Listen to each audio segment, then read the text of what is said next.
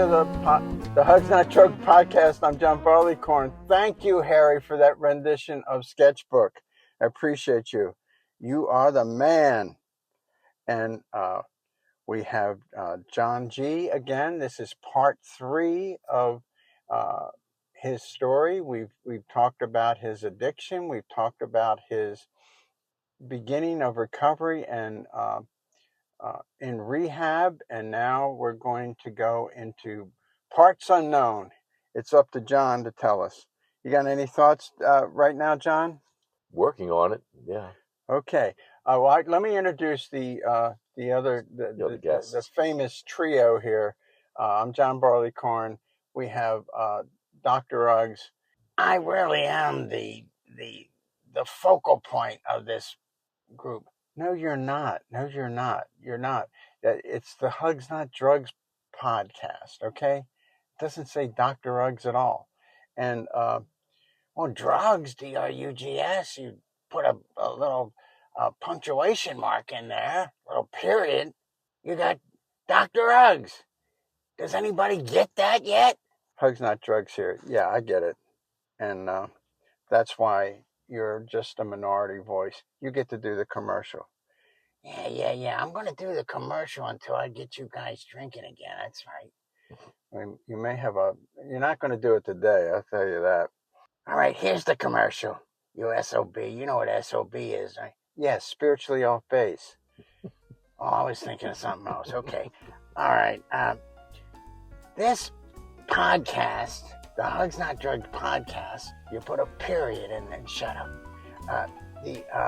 The podcast is sponsored by John Forlenza-Bailey, and he wrote 2 books. And if you buy the books on Amazon, maybe we can break even on this son of a gun. All right, the Road to Wellness Workbook is the first book, and it's a workbook designed to provide education, emotional support, and inspiration to persons suffering from addiction, and it offers step-by-step lessons to people striving to turn their lives around regarding abstinence, relapse prevention, family dynamics, and self-assessment to continue to discover self day by day. Recovery's up to you. Mentors help. Journals help. You must exchange and surrender destructive behaviors for constructive ways of handling day-to-day stressors or triggers of life. No one deserves to continue to suffer from active addiction. Get better, do the work. You buy the book, you go to a mentor, somebody that you trust, you do the exercises in the book, you follow directions you don't use, and voila, in 30 days you've got 30 days of recovery. If you need more time, talk it over with your mentor. All right. And then he wrote the other book. It's my life story, okay? The transformation of Dr. Uggs. Dr. Uggs. So it is my story. It's a transformation of Dr. Uggs' original fairy tale that explains the progression of the disease of chemical dependency. It's not intended to be a story about blaming others for the acquisition of an illness. This fairy tale is intended to explain, not to blame. It is a story of discovery, insight, acceptance, and finally, the right choice is to have drug-free if one is chemically dependent. So, John Forlenza-Bailey is a substance abuse professional for over 40 years and a prince of a guy. Well, the commercial is over. Thank God. All right. Oh, that was good. You mentioned God. That's very good. Okay. Now we're going to get to the good stuff.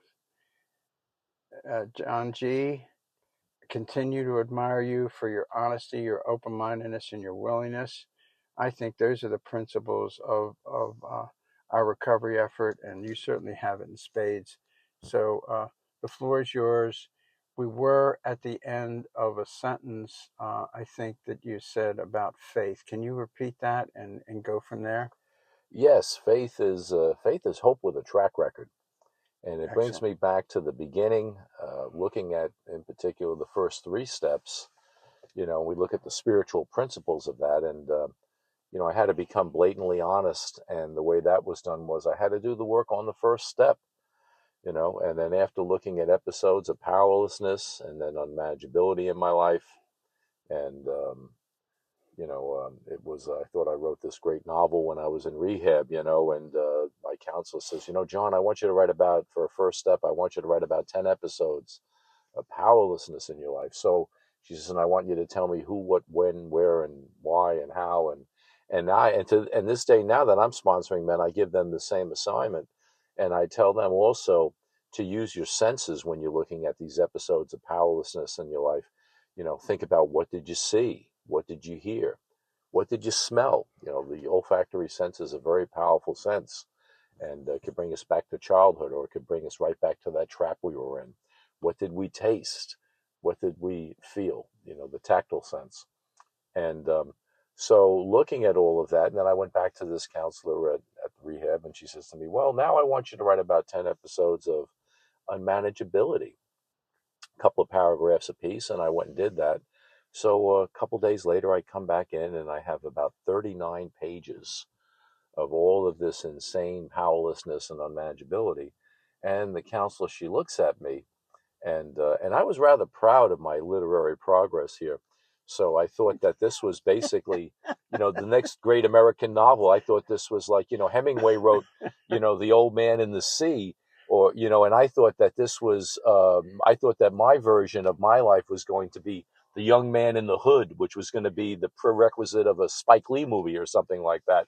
So as I handed it to her, she says, oh, no, John, I don't have to read that. And I was like, are you kidding me? I've spent days on this. She says, no, John. And she says, and then she asked me, she says, John, are you an addict? Are you an alcoholic?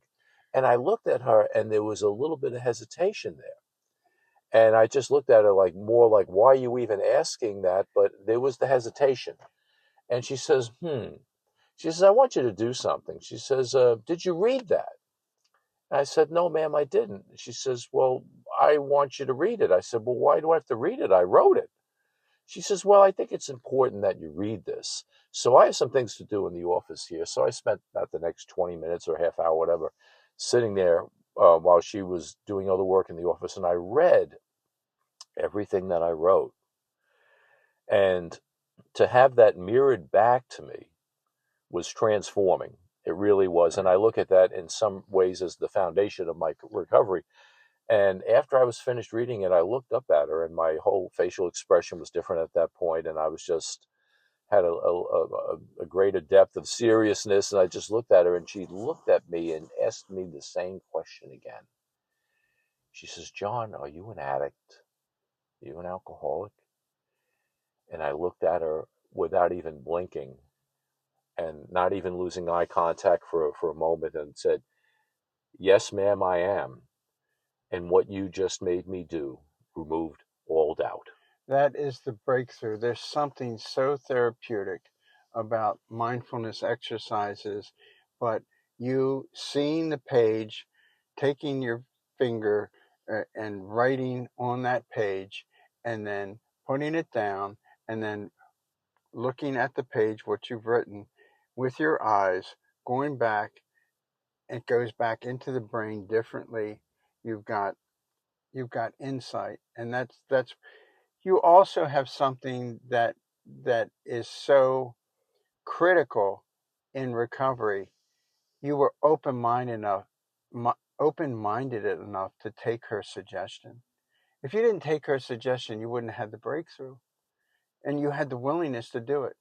And you had the honesty to look her in the eye, not even to blink at that point, because you had the insight again.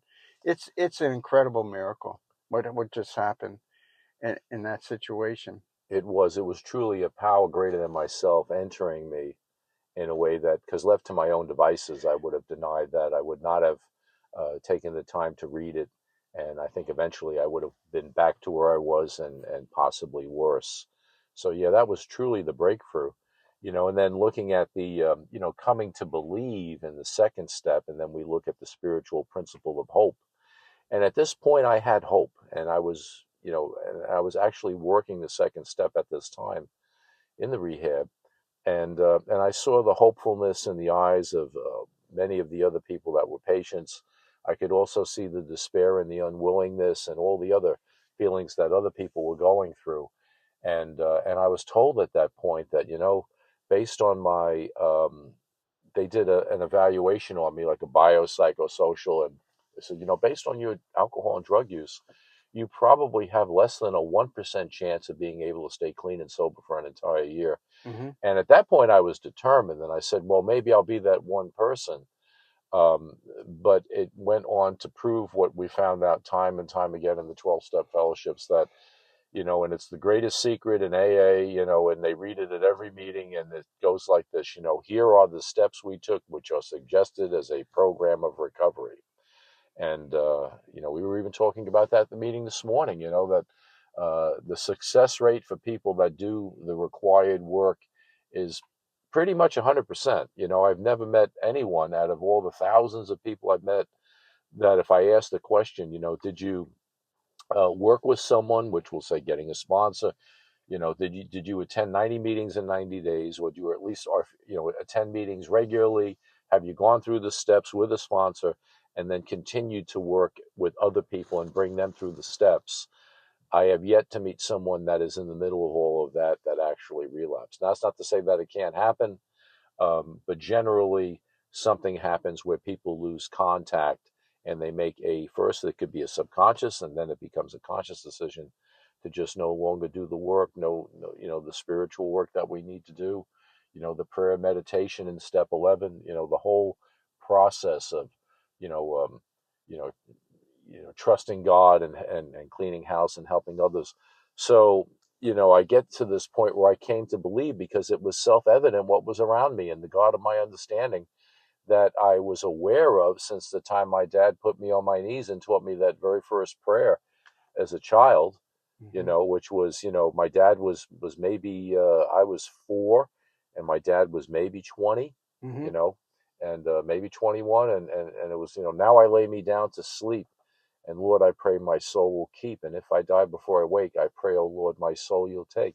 And I didn't understand what the words meant, but that was my first real introduction to a concept of God, which was reflected to me in the love of my father's eyes. And as I went on through life, that went away. I went from being a precious child, a human being, to being a human doing, because I realized that, the way I was acting was not approved by other people. And I found that out, of course, the first day of school, Catholic school.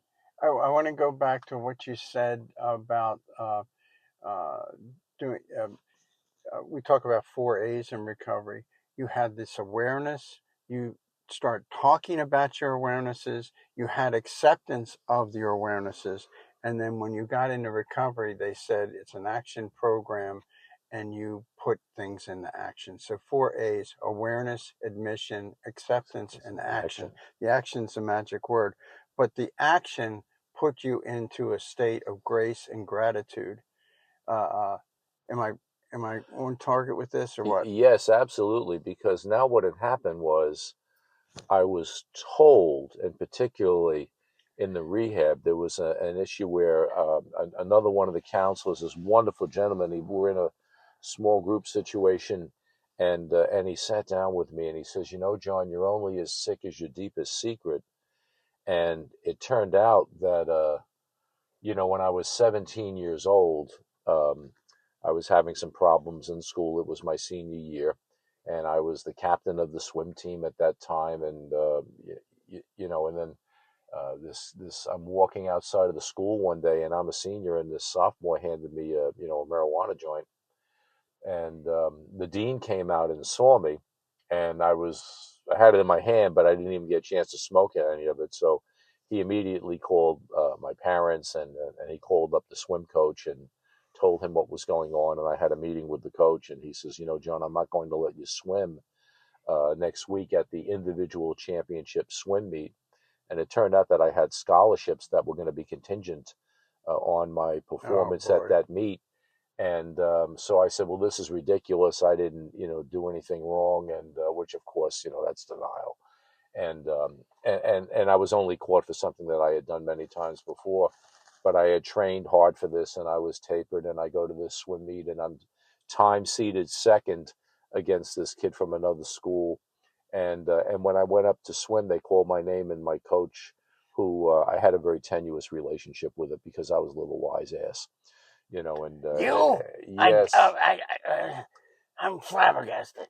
And the thing was is that he was the assistant coach under another coach that we had that was this very calm, had been the swim coach for 35 years. We had 35 Catholic school city championships, and just this old guy Tom Boris, who was just absolutely wonderful. And then and Todd was the young upstart, and with a name like Todd, of course, he was going to get ribbing. Nothing against people named Todd, but we would do laps, and when we would take a rest and we would get ready to push off the wall, we would go Todd, and then you would Oh jump off my it. gosh. So I mean, this guy was just getting blasted by us all the You time. guys were so mature. Yeah, and yeah, I mean, it was pretty horrific what we were doing to this poor young guy that was trying to coach the team, and so he pulled my card, and I didn't get to swim, and it turned out that the kid next to me ended up setting the Catholic high school's 100-yard freestyle Woo. record that day, and I was ready to swim my best time, and if I would have just hung on this guy, I was going to do very well, and so anyway, that did not come to be, and I went back to school. And turns out that the principal, who was also a guidance counselor, a young Franciscan brother, decided that he would have a counseling session with me. He told me, "I heard about what happened, John. I feel terrible about this," and he would see me in these weekly sessions or whenever we had time. And over the next 4 months before graduation, this man became my surrogate big brother, my surrogate dad, my best friend, and the closest thing to Jesus Christ that I thought I ever knew. Mm-hmm. And this man had learned everything about my personal life, my family life, my limited sexual history as a teenager, and he even tried to help me get a scholarship to a school that he was affiliated with, and they even offered me a partial, but it wasn't going to be enough. And so finally, about a week before graduation, I get a call from a man who was one of the other lifeguards that I worked with on the beach. It was his swim coach. And he called me up and he says, "John, I heard about what happened at school, but I believe in second chances. And if you'd like to come and swim at Long Island University, Brooklyn Center, I will give you a full grant and aid, a full scholarship." And I was like, wow. I was just absolutely, I was like, "Thank you so much." It's like my life, I just felt that finally I was back on track. So I went back to school and I told, I told Brother Michael about the good news. He says, "Oh, well, that's wonderful. We need to celebrate." And so this was the big secret. And then I'm talking about that. I talked to that counselor about it, and he looked at me and said, "Well, we need to go celebrate." So of course he knew about my drinking and drugging, and he meets me in a bar in the downtown Brooklyn, Fort Greene area, and I walk in and I could see that he's rather ill at ease. He seemed nervous, and he should have been, because here he is with a 17-year-old boy that's one of his students. Mm-hmm. And we have a beer and then we leave, and then he picked up a case of beer and we're drinking, and then now he's giving me this high-powered marijuana, and before I know it, I'm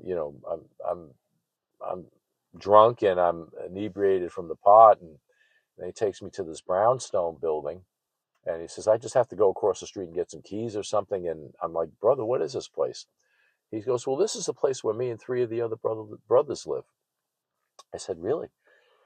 And he says, "I thought you guys lived on the top floor of the school, which is where the friary is." He says, Mm-hmm. "Yeah, we live up there, but this is like another place that we have to stay sometimes." And I thought that was kind of odd. And he says, "Well, let's go upstairs." So we go into this brownstone. We walk up the tall stoop and walk into the parlor room of the brownstone. And he says, "You know what, John? I'm going to call some girls up." And I said, "Hey, brother, that sounds cool." And so he gets on the phone. And as he's getting on the phone, he says, "Well, let me give you something to drink first." And he gave me a Scotch glass filled up with Scotch, and or it was like a brown whiskey. And when he gave me that, he had I didn't realize it at that moment, but he slipped me a Mickey Finn. Yeah, he had set you up, and what a horrible thing that he did to himself and to you.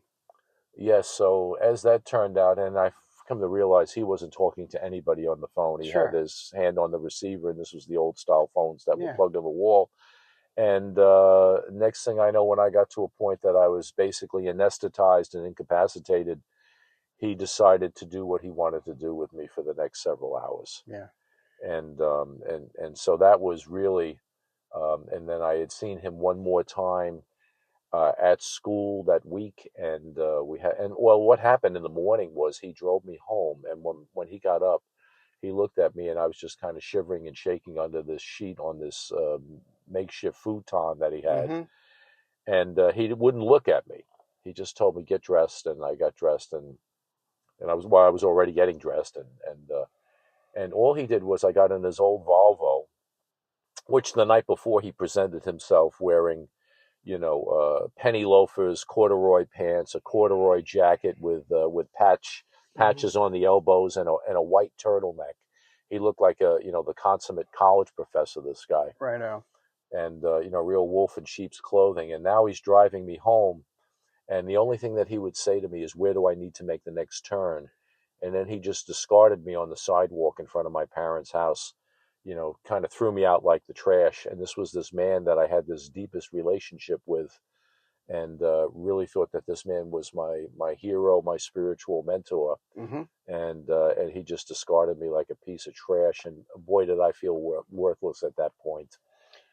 And you know the history of sexual predators. This was probably done to him. He had learned this, and and this is where he's discovered this, and he made you a victim of his abuse too. Yes, and I didn't want to address it, but now here I am. It's 12 years later, and I'm in rehab. And I told this man, this counselor, that this what this man did to me, and I was still thinking somehow I had this shame, and somehow I was still thinking that this was, that I was in some way to blame. And this wonderful counselor, this man, he put his arms on my shoulder and he looked me in the eyes and he says, "John, it's not your fault." That's right. It's not your fault. That's right out of the scene from Good Will Hunting. If you've ever seen that, have you ever seen that Yes, movie? It's incredibly powerful. We have to forgive ourselves for being set up, and it's very hard. yes. So I'm carrying all this shame. And he told me, and he says, "John, that man chemically raped you." Yeah. And he chemically and literally raped me, this man. Mm-hmm.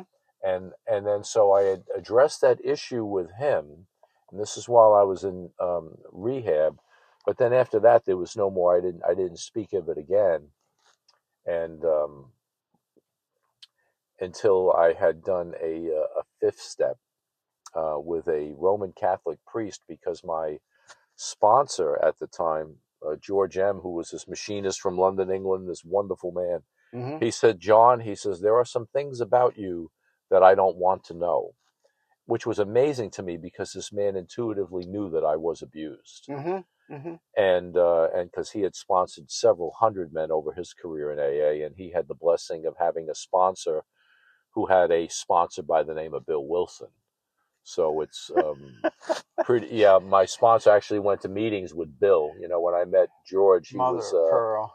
I met George in January of '89, and he had 26 or so years, or 27 years at that time. And he had told me a story. He was at a meeting, and Bill was speaking, and it was in Brooklyn. And he says, Bill started talking about his incident where he had the white flash spiritual awakening. And my sponsor George, when he told me this story, he says my sponsor Howard gave me an elbow and says, "Hey George, check it out. He's going into his white flash Willie act again." And then everybody started laughing, and this like sacred, this legendary sacred encounter that Bill had with his higher power, it was brought down to something that was humorous and down to earth. And it was, Bill was still just one of the boys, Yeah. Yeah. and it was really and that was what really gave me a sense of the connection that I have with everybody in Alcoholics Anonymous, that I'm not to be intimidated by the old-time Right. gurus, and I'm not to ever look down at someone that just comes in. And as I've come to find out, is that the greatest joy is the hope I see in the eyes of a newcomer. I know. I know. They, I got a joke. I got a joke. The young man comes up to the old timer and he says, "When does this get any better?" And the old timer, well, out of it, kind of wakes up and goes, "This is it. I guess you had to be there."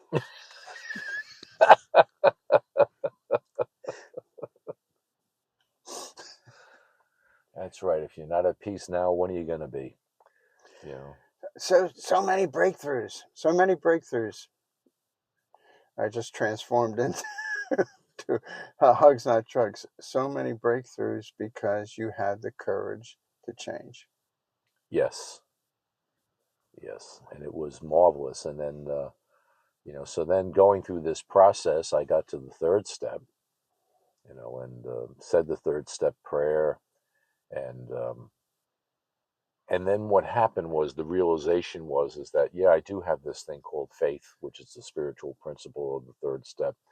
And there was a friend of mine in Georgia when I moved to Georgia that used to say at every meeting, he'd say, my name's Charlie and I'm an alcoholic. And today I have faith, which is hope with a track record. And what I found in Alcoholics Anonymous, the miracle of recovery that I found through the experience, strength, and hope of all the other recovering alcoholics was I had finally come in contact with that God that I thought was going to talk to me directly, but was talking directly through everybody else to me.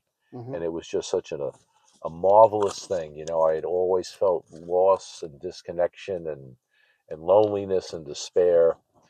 And here I was, I finally felt like I was home. Yeah. I want to, Hugs Not Drugs here. I just wanted to point out what groups like Alcoholics Anonymous are to me. It's like a group of people, but they're not the number in there is not equal to the sum of its parts. There's something greater going on. There's a divinity that happens because of our focus on don't drink, go to meetings and pray, and but there is a presence of God as far as I'm concerned because we stay vigilant to the whole concept of we're here for each other, which is not the norm for our egocentricity and our inferiority complexes. So my ego is not my amigo, and I'm reminded of that by the group all the time.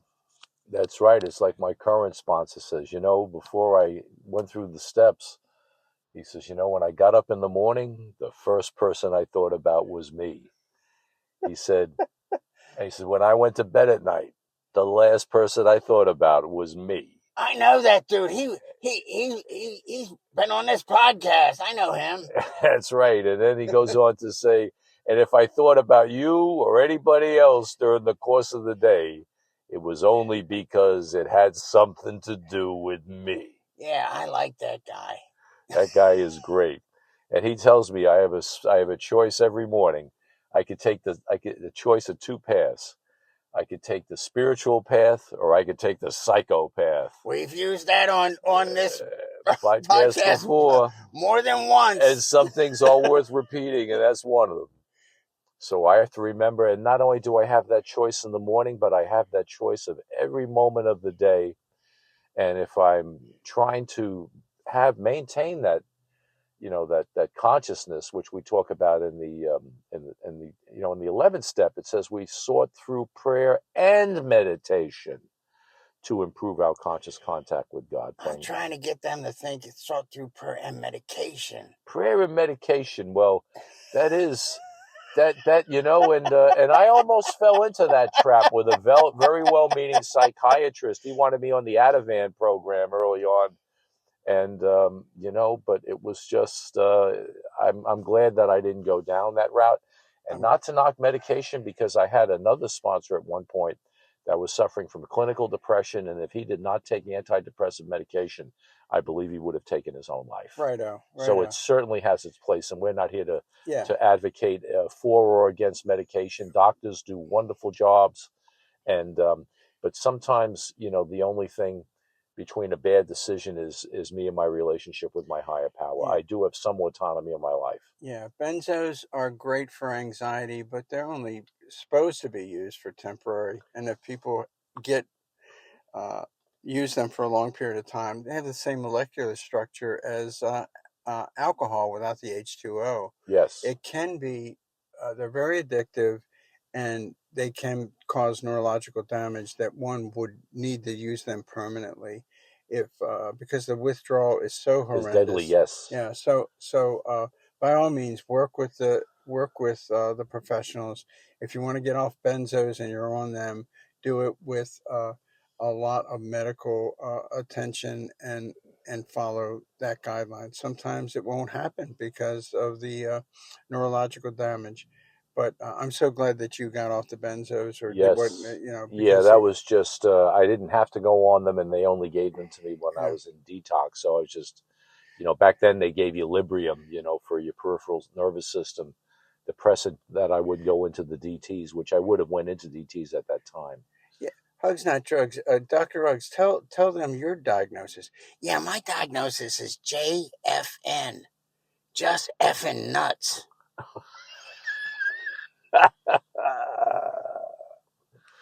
Yeah. All right, it's we've done 31 minutes.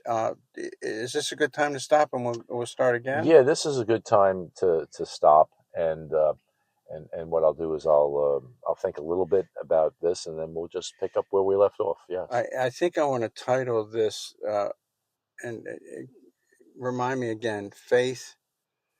faith is hope with a track record. Yeah, that's going to be the title of this one. Uh, you're sensational, John. I appreciate you so much. Well, thanks. Harry, you're going to take us out, and God bless everybody and all the ships at sea, and we'll see you next time. Thank you, and thank you, and thank you. Stay tuned for episode part 4 of John G. Not yet. This was part 3. Have a good day, everybody.